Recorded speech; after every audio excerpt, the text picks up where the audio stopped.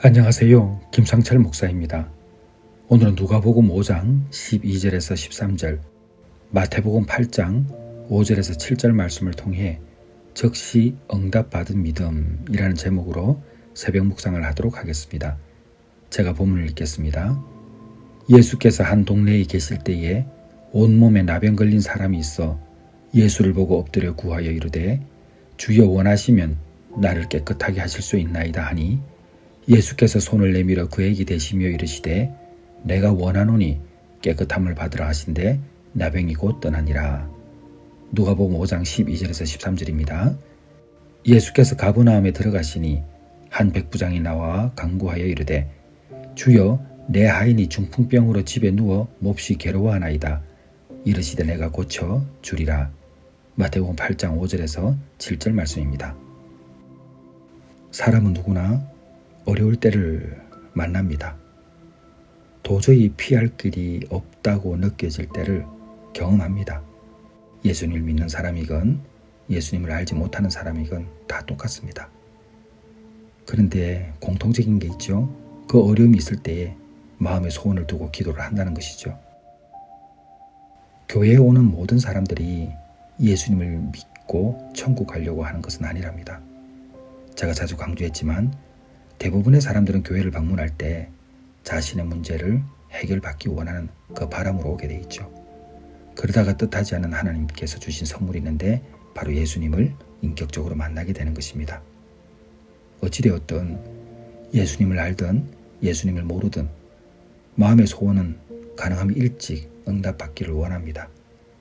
성경에는 일찍 기도의 응답을 받은 사례들도 있고 오랜 시간이 걸린 사례들도 있습니다.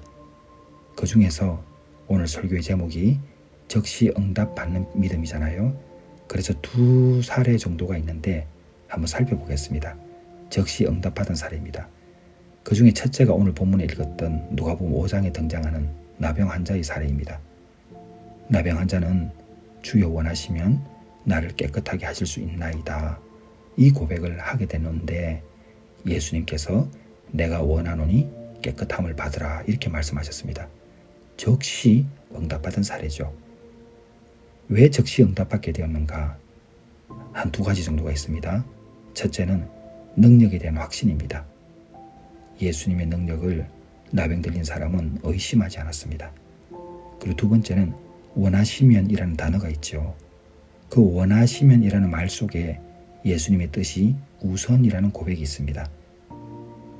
그 태도가 즉시 결과를 가져왔습니다. 그리고 또 하나는 마태복음 8장 5절에서 7절이죠. 백부장의 믿음입니다.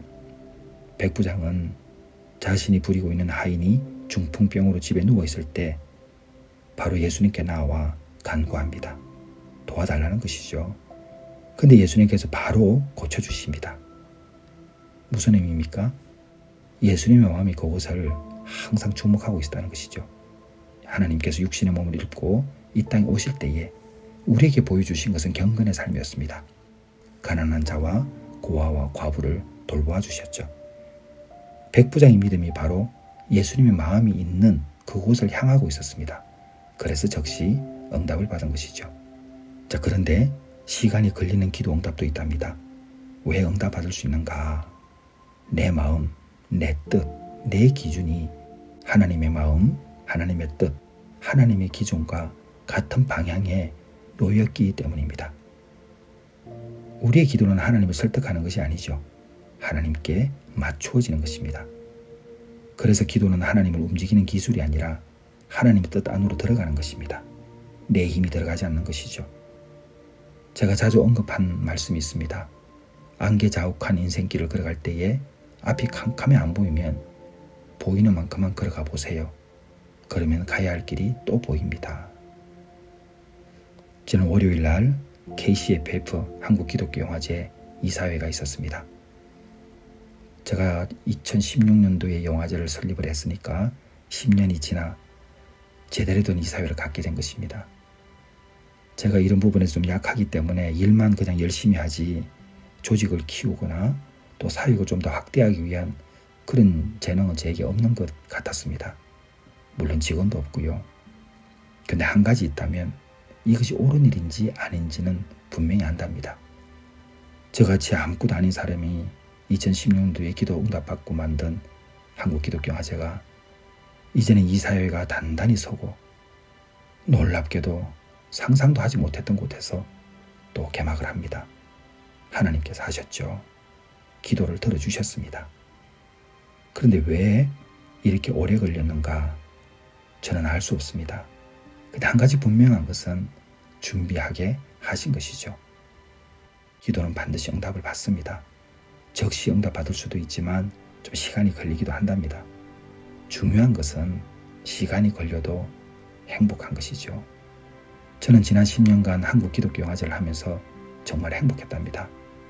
어떤 때는 상금을 주고 해야 되는데 상금이 없어가지고 제가 영화제에서 상을 받은 300만 원을요 제 통장에 하루만 있고 그 다음날 우리 영화제 상 받은 후배들에게 또 돌려주기도 했답니다.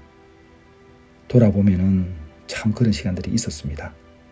상금을 저와 우리 가족을 위해 쓸 수도 있지만 후배들을 위해서 상금을 내놨거든요.